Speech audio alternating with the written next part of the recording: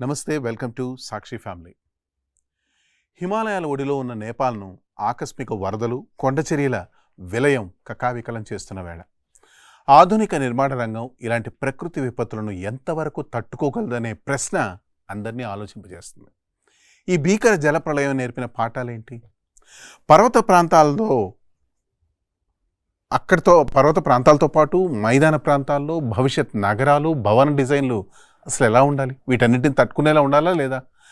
ప్రకృతి వైపరీత్యాలను ముందే ఊహించి అధునాతన మోడలింగ్ సాంకేతికత ద్వారా ప్రాణ ఆస్తి నష్టాలను ఎలా నివారించవచ్చో విశ్లేషించడానికి మనతో పాటు ఉన్నారు ప్రముఖ ఆర్కిటెక్చర్ నిపుణులు డాక్టర్ ప్రదీప్ కుమార్ గారు, CSIR CBRI. ఆయనతో మాట్లాడి మరిన్ని విషయాలు మనం తెలుసుకుందాం. నమస్తే ప్రదీప్ గారు. నమస్కారం అండి కృష్ణ గారు. ఎలా ఉన్నారు సార్? I'm fine sir. ఇప్పుడు చూస్తున్నారు కదా నేపాల్లో వరదలు. ఈ నేపాల్లో వరదలు చేసిన బీభత్సం అంతా ఇంత కాదు. మరి మొట్టమొదటిగా నేపాల్లో వరదలు ఇంత తీవ్రంగా రావడానికి అసలు కారణాలేంటి మీ ఉద్దేశంలో? అంటే భారీ వర్షాల తీవ్రత పెరగడానికి క్లైమేట్ చేంజ్ ఎంతవరకు కారణం అనుకుంటారు? హరికృష్ణ గారు, ఇది ప్రాసెస్ ఉంది చూడండి. ఇది ఒక ఆల్మోస్ట్ 7 స్టెప్ ప్రాసెస్ అండి మొత్తం జరిగిందంతా. దీంట్లో ఫస్ట్ ఏంటంటే దాదాపు 24 నుంచి 30 గంటల పాటు ఏవైతే warm and humid weather conditions ఉన్నాయి కదా, దాని వల్ల చాలా ఎత్తులో ఉండే దాదాపు 17,000 ఫీట్ అడుగుల ఎత్తు, దట్ మీన్స్ 17,000 ఫీట్ అబౌవ్, అక్కడ ఏవైతే ఈ మంచు ఉందో, థిక్ మంచు లేయర్ ఉంది కదా, అయితే అది మెల్లమెల్లగా టాప్ లేయర్ అది కరిగింది అనమాట. కరిగి మంచులో క్రాక్స్ ఉంటాయి చూడండి, దాన్ని క్రెవాసెస్ అంటారు. ఆ క్రాక్స్ లోంచి మెల్లగా నీళ్లు కిందికి వెళ్ళాయి. అయితే ఎప్పుడైతే ఈ మన మౌంటైన్ స్టోన్ ఉంటుంది చూడండి, రాక్ ఉంటుంది కదా, ఆ రాక్ కి ఐస్ కి మధ్యలో వాటర్ వచ్చేసింది అనమాట. ఆ వాటర్ అయితే అది ఒక లూబ్రికెంట్ లాగా ఫామ్ అయింది అది. సో దానివల్ల ఏంటంటే 2 స్లోప్స్ అనమాట. ఇది ఒక స్లోప్, ఇది కొంచెం స్టీప్ స్లోప్. అయితే ఈ స్టీప్ స్లోప్ దగ్గర ఏంటంటే అక్కడ క్రాక్ అయ్యి ఇక్కడ ఉన్న ఐస్, పెద్ద థిక్ ఐస్, అది వర్టికల్ గా దాదాపు 3,000 అడుగుల ఎత్తు నుంచి కింద పడ్డది అనమాట. అంటే 1.2 కిలోమీటర్ హైట్ నుంచి వర్టికల్ డ్రాప్ అయింది. డ్రాప్ అయిన తర్వాత దాని ఇంపాక్ట్ వల్ల అది ఎలా అంటే ఒక భూకంపం మాదిరిగా దాన్ని రికార్డ్ చేశారనమాట. 5.2 మాగ్నిట్యూడ్ భూకంపం. అంటే నిజంగా భూకంపం వచ్చిందా సార్? భూకంపం రాలేదు, అది ఇంపాక్ట్ అవ్వడం వల్ల భూకంపంగా రిజిస్టర్ అయింది అనమాట. ఓకే, సో నౌ ఫస్ట్ ఏంటంటే లూబ్రికేషన్ జరిగింది, ఏమంటారు, మెల్ట్ అయిన వాటర్ ద్వారా. దాని తర్వాత కొంచెం ఇక్కడ బెండ్ ఉన్న దగ్గర, అంటే స్టీప్ స్లోప్ ఉన్న దగ్గర ఆ మంచు గడ్డ విరిగి వర్టికల్ గా డ్రాప్ అయి కింద పడ్డది అనమాట. ఆ పడ్డ తర్వాత ఏమైందంటే అవి పీసెస్ గా బిగ్ పీసెస్ గా, దాన్ని ఏమంటారు అంటే రాక్ ఐస్ అవలాంచ్ అంటారు. అయితే అది ఏంటంటే ఒక రివర్, అది కోసా రివర్ అని ఒకటి ఉంది. ఆ రివర్ లో పడ్డ తర్వాత కొంచెం దూరంలో అది ఆర్టిఫిషియల్ గా డ్యామ్ లాగా తయారైంది. రివర్ ఫ్లో అబ్స్ట్రక్ట్ చేసేటప్పటికి వాటర్ లెవెల్ పెరుగుతుంది కదా, వాటర్ లెవెల్ లో పెరిగిన తర్వాత ఆ డ్యామ్, అంటే ఆర్టిఫిషియల్ డ్యామ్ కొలాప్స్ అయిపోయింది అనమాట. కొలాప్స్ అయిన తర్వాత అప్పుడు ఫ్లాష్ ఫ్లడ్ లాగా వచ్చింది. ఇది ఎంటైర్ ప్రాసెస్ అనమాట, ఇది టోటల్. అంటే అదే ఏర్పాటు చేసుకున్న ఒక కృత్రిమ బ్రిడ్జి దాని బయటకు అదే కూలిపోయింది. ఆర్టిఫిషియల్ డ్యామ్ దాని పాటికి అదే కూలిపోయింది. అది కూలిపోయిన తర్వాత ఒకటేసారి మొత్తం ఆ నీళ్ళన్నీ వచ్చేసి ఫ్లాష్ ఫ్లడ్ లాగా వచ్చాయన్నమాట. దానివల్ల చాలా ప్రాపర్టీ లాస్ అయింది. ఆ రివర్ కి అడ్జాయినింగ్ లో ఉన్న ప్రాపర్టీస్ మన టీవీలో చూస్తున్నాం కదా, అది మొత్తం వాష్అవుట్ అయిపోయింది. సార్, దీనికి కారణం ఎల్నినో ప్రభావం అని అనుకోవచ్చా? లేదండి, దానికి లింక్ లేదు. బట్ ఓన్లీ థింగ్ ఈజ్ ఈ క్లైమేట్ చేంజ్ వల్ల వెదర్ లో జరుగుతున్న మార్పు అనమాట. మెయిన్ గా వార్మ్ అండ్ హ్యూమిడ్ వెదర్. ఇప్పుడు ఏమైందంటే మనకు వర్షాలు పడుతున్నాయి, కానీ ఒక యావరేజ్ గా తీసుకుంటే అంతే ఉన్నాయి, సంవత్సరం పాటు చూస్తే అంతే ఉన్నాయి. కానీ ఏంటంటే పడే ఇంటెన్సిటీ ఉంది చూడండి, ఒక 4 గంటలు 5 గంటల్లో పడాల్సిన వర్షం హాఫ్ అన్ అవర్ లో పడితే ఎలా ఉంటుందో, ఆ కెపాసిటీకి మనం డిజైన్ అయ్యి లేవన్నమాట. మొత్తం ఇన్ఫ్రాస్ట్రక్చర్ కూడా అదే ప్రాబ్లం. అయితే ముఖ్యంగా ఈ ఫ్లడ్స్, అంటే ఫ్లాష్ ఫ్లడ్స్ వచ్చే ప్లేస్ లో మనం చాలా జాగ్రత్తలు తీసుకోవాలి, ఎస్పెషల్లీ ఇన్హాబిటేషన్ కోసం. సార్, ఇప్పుడు నేపాల్లో వచ్చినట్టే భారత్లోనూ భారీ వరదలు వచ్చే అవకాశం ఉందా? అంటే క్లైమేట్ డిపార్ట్మెంట్ దృష్టిలో ప్రస్తుతం ఏ ప్రాంతాలకి ఎక్కువగా అలాంటి ముప్పు ఉండొచ్చు? ఇప్పుడు ఏంటంటే హిమాలయన్ ప్రాంతాల్లో వస్తున్నాయండి, కానీ ఇప్పుడు నేపాల్లో వచ్చిన దాని ట్రిగర్ ఏంటంటే మనకి ఇప్పుడు బీహార్ నేపాల్ బార్డర్ చూడండి, అక్కడ అంటే గంధక్ రివర్ అని ఉంది. ఆ రివర్ ఫ్లోలోకి వస్తుందన్నమాట. ఇప్పుడు ఉత్తరాఖండ్‌లో ఉన్నవి ఏంటంటే ఇవి భాగీరథి రివర్ బెల్ట్‌లో అన్నమాట. అక్కడ ఇప్పుడేం వర్షాలు పడుతున్నాయి, బాగానే పడుతున్నాయి. కానీ అంత డేంజరస్ లెవెల్‌లో ఏమీ లేదు. సార్, హిమాలయాల్లో మంచు కరగడం భారత్కు ఎంత పెద్ద ముప్పు అని మీరు అనుకుంటున్నారు? అంటే భారత్లో ఏ రాష్ట్రాలు ఇలాంటి వరదలకు ఎక్కువగా గురయ్యే అవకాశం ఉంది? మెయిన్‌లీ ఉత్తరాఖండ్ అండి. తర్వాత హిమాచల్ ప్రదేశ్, తర్వాత జమ్మూ కాశ్మీర్ ప్రాంతం. తర్వాత మళ్ళీ ఇటు సైడ్ ఈస్ట్ సైడ్‌కి వచ్చేటప్పటికి ఈ బీహార్‌లో వరదలు వస్తూ ఉంటాయి. వెస్ట్ బెంగాల్, దాని తర్వాత నార్త్ ఈస్ట్ స్టేట్స్ కూడా. ఈ ప్లేసెస్‌లో కొంచెం ఎక్కువ ప్రభావం అయ్యే ఛాన్స్ ఉంది. అంటే ఈ గ్లేసియర్స్ ఇంకా అటువంటి ప్రమాదం ముందు ముందు ఇంకా చాలా ఉన్నాయా సార్? యాక్చువల్లీ ఏంటంటే మనకు ఇప్పుడు టెక్నాలజీ పెరుగుతుండడం వల్ల ఏమవుతుందంటే వీటిని ముందుగానే కనుక్కునే అవకాశం ఉంది మనకి. ఓకే. అయితే ఏంటంటే ఈ మనం ఫోర్‌కాస్ట్ చేయొచ్చు. ఇప్పుడు మా CBRI central building research institute ఇది రూర్కీలో ఉంది. మేమేంటంటే గ్లఫ్ మానిటరింగ్ అంటారు. Okay. Glacial lake outburst floods అంటారు. గ్లఫ్ అంటారు దాన్ని. అయితే దీన్ని మానిటర్ చేసి అంటే ముందే రెయిన్‌ఫాల్ ఇండ్యూస్డ్ ట్రిగ్గర్ మెకానిజం అది. అయితే ముందే కనుక్కునే ఛాన్స్ ఉందన్నమాట. మేము ఆల్రెడీ 2 స్టేషన్స్ ఇన్‌స్టాల్ చేసాము ఉత్తరాఖండ్‌లో. ఒకటి వసుంధరా తాల్‌లో, ఇంకోటి డుండిలో. ఈ 2 ఉత్తరాఖండ్‌లోనే ఉన్నాయి. అదేంటంటే ఈ గ్లఫ్ అంటారు. Glacial lake outburst floods. అది ట్రిగ్గర్ అయ్యే కంటే ముందు కొంచెం సేపు ముందు ఒక హాఫ్ అన్ అవర్, 1 అవర్ కొన్నిసార్లు డేటా సరిగా వస్తే 1 డే, 2 డేస్ ముందు కూడా తెలుస్తుందన్నమాట. ఇంత తర్వాత మనకి ట్రిగ్గర్ అవుతుంది అని. అయితే అప్పుడు ఏంటంటే మనుషులు అంటే మన అక్కడ ఉన్న జనాలను అప్రమత్తం చేయొచ్చు మనం. ఇప్పుడు అవి మీకు తెలుస్తున్నాయి అని అంటున్నారు. తెలిసే సమయానికి వార్నింగ్ ఇచ్చి కాపాడుకునే సమయానికి కొంత బఫర్ టైం అయితే ఉంటుందా మనకి? అవునా! అదే అంటున్నాను కదా! కొన్ని సార్లు మనకి అరగంట దొరకొచ్చు. కొన్నిసార్లు గంట కంటే ఎక్కువనే దొరకొచ్చు. అంత టైంలో ఏంటంటే ముందే మనం ఆ జనాల్ని ట్రైన్ చేసి పెట్టాలన్నమాట. ఇలాంటి వార్నింగ్ ఇచ్చినప్పుడు మీరు సొంతంగా ఏమి చేయకుండా అధికారులు చెప్పిన ప్రకారంగా నడుచుకోండి అని చెప్పాలన్నమాట ముందే. ఆ ట్రైనింగ్ చేస్తే మంచిది. సార్, ఇప్పుడు వచ్చిన గ్లవ్స్ అందుతున్న సమాచారం ప్రకారం 98 సెకండ్స్లో వచ్చింది అని అంటున్నారు. సో అవునండి. అవును. ఇదే టైం లిమిట్లో ఇంకా ముందు కూడా రావచ్చా? ఇంకా తర్వాత ఇంకా కొంచెం టైం తర్వాత అంటే ఇప్పుడు వెదర్ కండిషన్స్ మారుతున్నాయి కాబట్టి తర్వాత ముందు ఇలాంటివి వచ్చే ఛాన్స్ ఉన్నాయి. కానీ ఏంటంటే ఎప్పుడైనా సరే నేచర్‌ని బట్టి మనం మన టెక్నాలజీ కూడా డెవలప్ అవుతూ ఉండాలన్నమాట. అయితే ఈ ఏమంటారు ఎర్లీ వార్నింగ్ సిస్టమ్స్ అనేవి చాలా ఇన్‌స్టిట్యూట్స్, ఆర్&డి ఆర్గనైజేషన్స్ వర్క్ చేస్తున్నాయి. అందులో సిబిఆర్ఐ కూడా ముందంజలో ఉందన్నమాట. సో మేము ఈ పరికరాలు అక్కడ పెట్టి ముందే కనుక్కొని స్టేట్ గవర్నమెంట్‌కి, లోకల్ గవర్నమెంట్స్‌కి ఇన్ఫర్మేషన్ ఇవ్వడానికి ట్రై చేస్తున్నాం. ఆల్రెడీ మేము పెట్టి చాలా 3-4 మంత్స్ అయింది. ఇంకొక 6 నెలలు టెస్ట్ చేసిన తర్వాత we are planning to transfer it technology. అప్పుడు ఇవి చాలా ప్లేసెస్‌లో ఉన్నాయి కాబట్టి ఎన్ని ప్లేసెస్‌లో ఇన్‌స్టాల్ చేయమని చెప్తే అన్ని ప్లేసెస్‌లో మేము ఇన్‌స్టాల్ చేస్తాం అది. సార్, సోషల్ మీడియాలో కొంత న్యూస్ ప్రకారము ఈ అవుట్బస్ట్ గురించి చైనా బిఫోర్ వార్నింగ్స్ ఇవ్వాలి కానీ ఇవ్వలేదు అని వస్తున్నాయి. అది ఎంతవరకు కరెక్ట్ సార్? అది అంటే ఇప్పుడు ఎర్లీ స్టేజ్ అండి. అది చెప్పడం కష్టం. ఎందుకంటే ఇమ్మీడియేట్‌గా ఇప్పుడే జరిగింది కాబట్టి మనం అలాంటి వాటికి ఇప్పుడేమో కామెంట్ చేయకపోవడమే మంచిది. Okay sir. సార్, నేపాల్ వరదలు భారత్లోని గంగా, కోసి వంటి నదులపై డైరెక్ట్గా ఎలాంటి ప్రభావం చూపుతాయి? భారత్లో ఇలాంటి విపత్తులను ముందుగానే ఒక రకమైన అంచనా వేయగలమా? అంటే ఆ నదులకు వచ్చే వార్నింగ్ సిస్టమ్ సంబంధించి.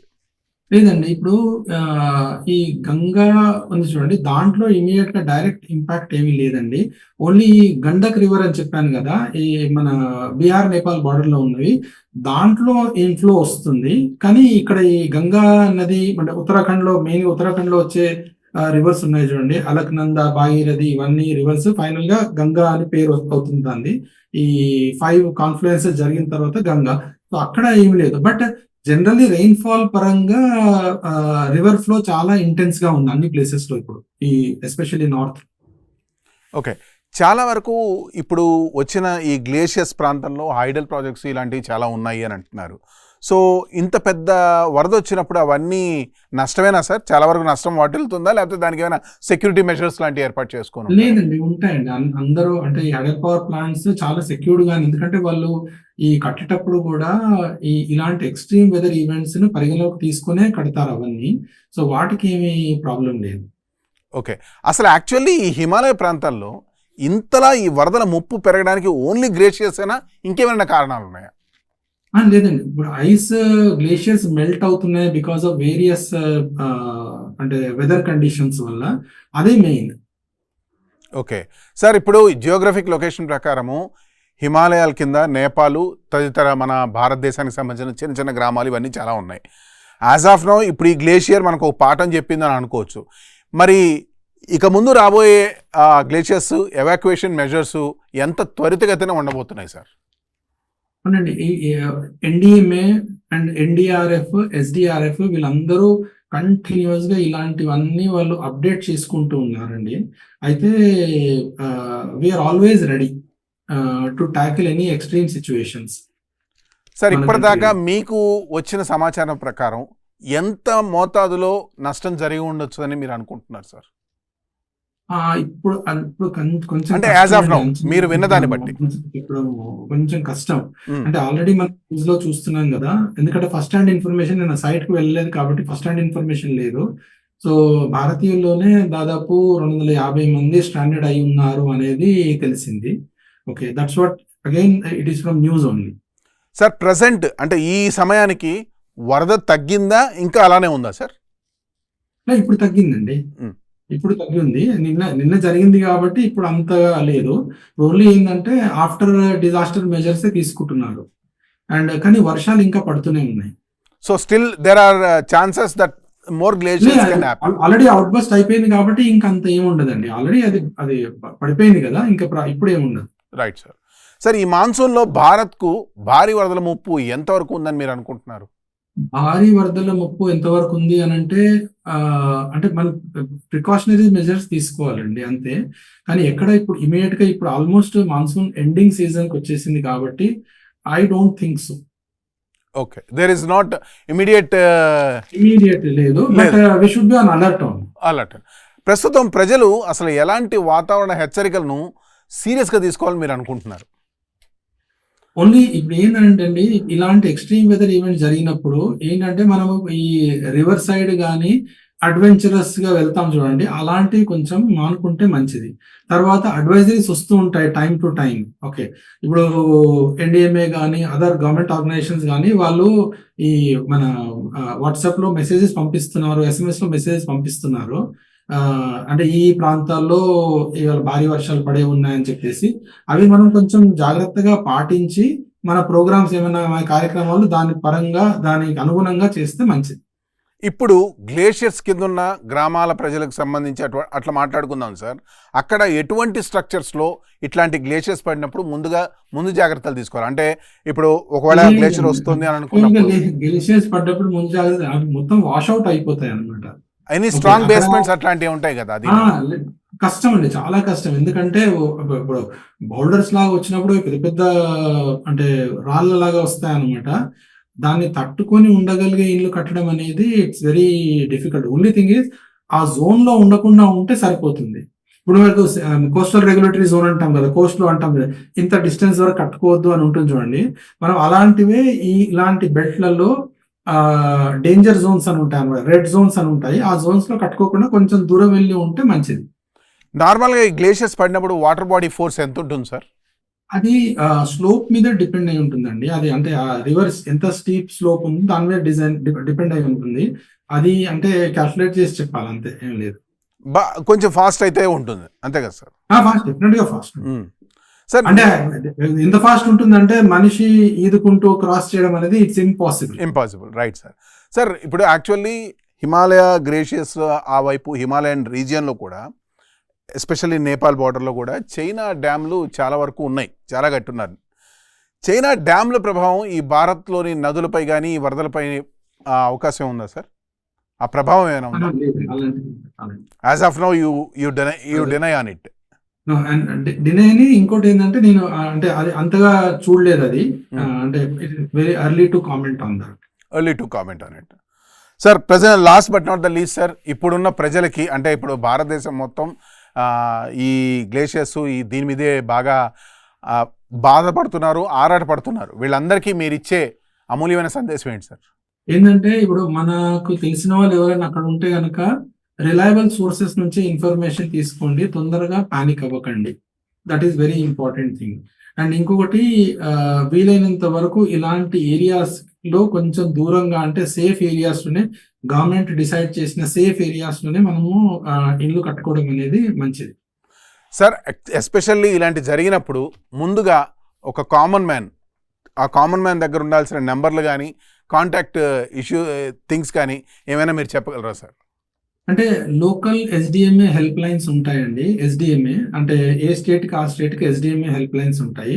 తర్వాత ఆ డిస్ట్రిక్ట్ కలెక్టర్స్, జనరల్గా డిస్ట్రిక్ట్ కలెక్టర్స్ హ్యాండిల్ చేస్తారు ఈ దీన్ని. అయితే వాళ్ళ నంబర్స్ ఉండడం మంచిది. తర్వాత వాళ్ళు time to time programmes conduct చేస్తూ ఉంటారు. ఆ ప్రోగ్రామ్స్ కూడా అటెండ్ అవ్వడం అనేది మంచిది.